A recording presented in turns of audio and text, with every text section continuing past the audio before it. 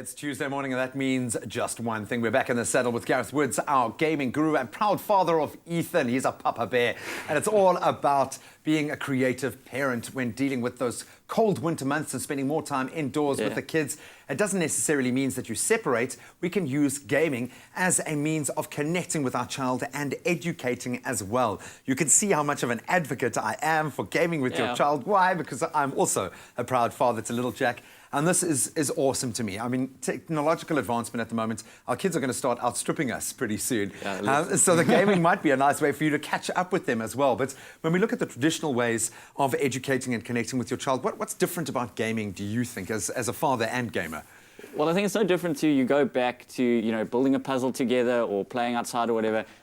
We've just taken a lot of those games and made them, video games and kind of added the extra dimensions that video games allow. So you have a puzzle, now it's a video game puzzle, and you can work together and play together. So it's still this connection time.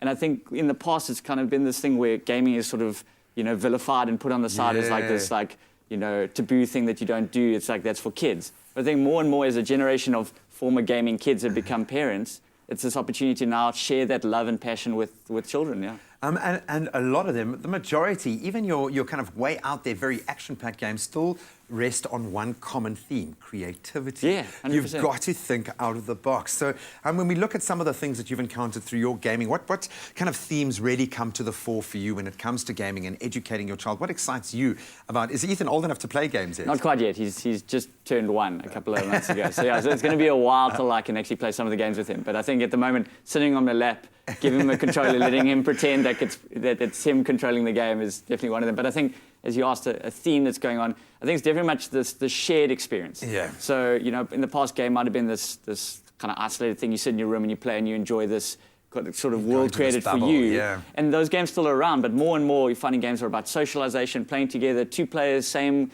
console, being able to play together. So mom, dad, mom, kid, whatever combination, the 2 children together being able to play.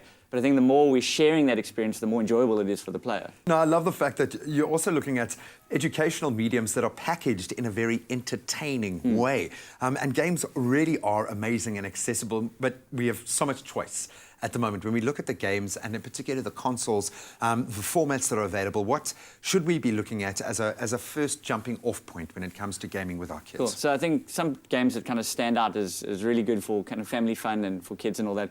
Games like Skylanders, we've got a lot of the Lego games, particularly Lego Dimensions, because they bring through that kind of tangible, real-world element, and the fact that you've got a toy, and then we've had it on the show before, like with Dimensions, where you actually build the Lego and then you put it in the game, and then that creation that you've built is then playable in the game. So there's this great kind of experience of being able to still play with toys, use imagination, and then be able to play a game with them. It's great.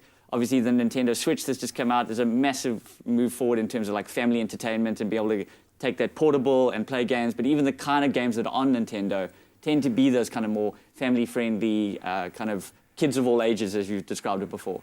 What would you say, if I had to ask you to kind of put your head on a block now, what would be the best game to play with your kid, do you think? What game excites you the most? At the moment, I'm super excited about playing Mario Kart. So if Ethan were old enough, that would be the one, because it's just super accessible, it's very fun.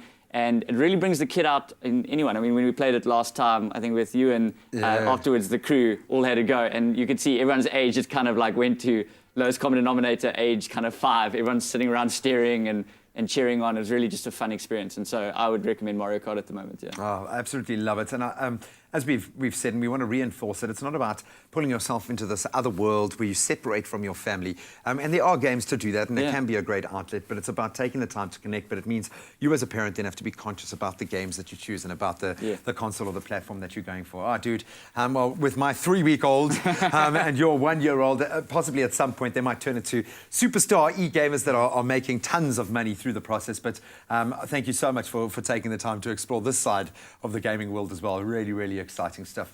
So hopefully you at home have been inspired as well. Don't disconnect from your little one during the winter months.